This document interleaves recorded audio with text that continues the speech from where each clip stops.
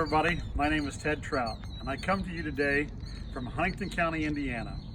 And we just want to give you some information today about the farm. And we're going to call this segment The Informative Farmer. We're going to take 5 minutes and debunk some things that we hear out in the community about the farming community.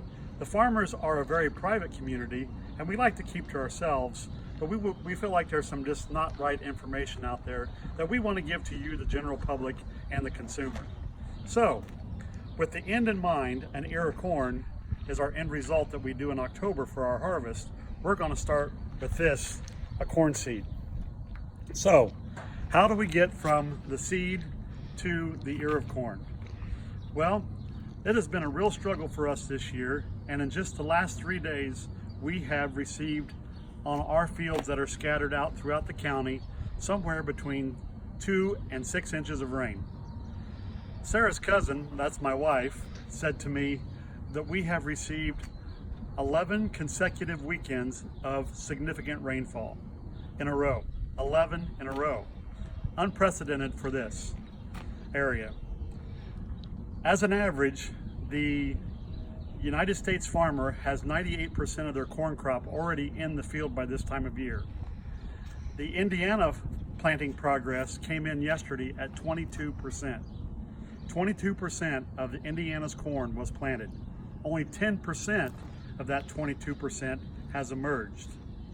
Now, you might say, well, how does that affect me, the consumer? That, we have no worries. We go to the grocery store and we get our food, or we go to McDonald's and our food's at McDonald's.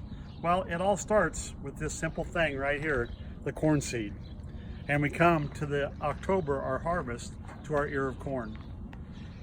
The problem is that it takes about 110 days on average for that seed to produce this ear of corn. And the problem that we're going to run into is that when I break this ear of corn open, it produces these kernels off the cob. Then what happens is this kernel will mature. But what's going to happen is we will not get what's called to physical maturity before the first frost comes in October. Normally, we like to plant our corn between the last week of April and the first week of May. That will give us plenty of time for our crop to mature and get to physical maturity. But with our late planting that we're getting into now, this is not going to happen. So the American farmer is at a crossroads on deciding what to do. Do I take my crop insurance? Do I plant more soybeans? What do I do? So you might be asking, well, how does this affect me, the consumer? So corn prices have already started to climb higher in the last 13 days. And the reason for that being is we are so far behind on our planting progress. Now, again, you might say, well, I go to the grocery store and get my food. Well, many things that you buy at the grocery store are made from this ear of corn. And in fact, one of my all-time favorites is Captain Crunch, okay? Now, if you don't like Captain Crunch, you might not be American, okay? But what you need to do is go to that ingredients label and look. And the very first thing that is on this ingredients is corn. So this Captain Crunch comes from this ear of corn. You might also say, well, when I go to McDonald's and I get my sausage, egg, and cheese biscuit, that doesn't come from corn. But as a matter of fact, everything in that comes from corn. Okay? So let's take the sausage, for example. That affects the pork farmer of America. He feeds his hogs corn. Okay? Your eggs come from poultry. The poultry has the eggs, and we feed poultry corn. Okay? Then the dairy farmer, your sausage, egg, and cheese comes from the dairy farm. Okay? So the dairy farmer needs corn to feed the cows. So it is in such demand that we get our corn crop planted that we're probably not going to do. I'm 52 years old, been farming with my father for as long as I can remember, and never have we not planted corn. But this might be the first time in our 52-year history that we do not plant a corn crop.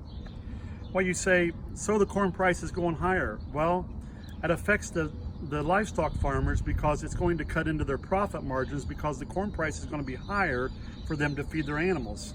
Also in the grocery stores, these products here that we have, just a few as an example, are going to go higher because the corn is going to become in tight supply.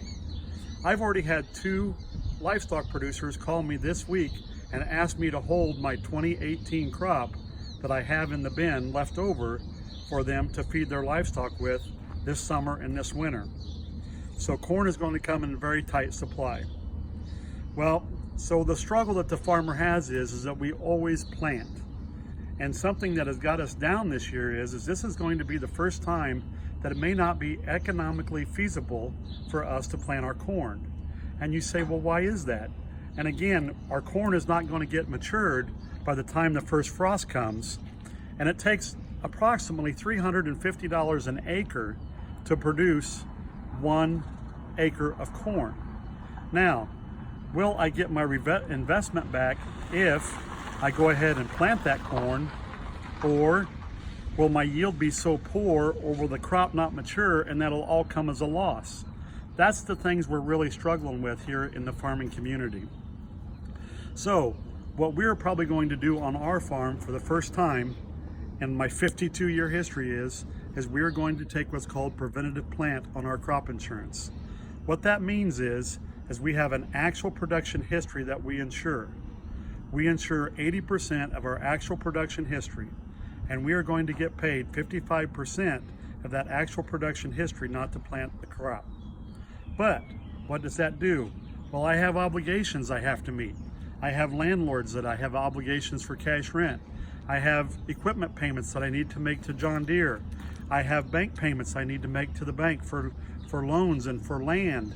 And it just really is a economic struggle that I would like for the general public to understand, that when it comes down all to it, yes, my crop insurance is going to handle my obligations, but at the end of the day, that might be all that gets done. So I just want to leave you with that, with one thing, is I had a question asked to me today. What do we say to the American farmer? Well, I've got something kind of funny, but a thought came to mind is, you know, we don't want to ask you how you're doing, but when you see the farmer and you say, well, how are you doing? That's kind of acting like, or asking like an 8-month-old pregnant lady how she's doing, okay? We're down in the dumps. So when you see us, give us a pat on the back. Give us some words of encouragement. Tell us that we can do it. We're going to get it done. The American farmer, the Indiana farmer, wants to plant corn, but the calendar just may not allow it. I would like to leave you with one thing, and that's a word of encouragement from the Bible. The way we're going to get through this is with our faith, our family, and our friends. And Habakkuk chapter 3, verse 17 and 18 says, and I'm going to paraphrase here just a little bit, but the gist of the Bible lesson is though there's no figs on the tree, there's no grapes in the vine, though the fields produce no crops, though there's no sheep in the pens, no cattle in the stalls, yet I will rejoice in the Lord my God, my Savior, and our faith will see us through. So until next time, we will see you here at the Informative Farmer. Please take the time to like our comments, to share this. We would love for this to go coast to coast, because the people on the coast really don't understand what happens out here in rural America. And if you have a question, please post that question or private message us, and we'll answer that question in the next episodes. So until next time, who plants the seed beneath the sod and waits to see believes in God.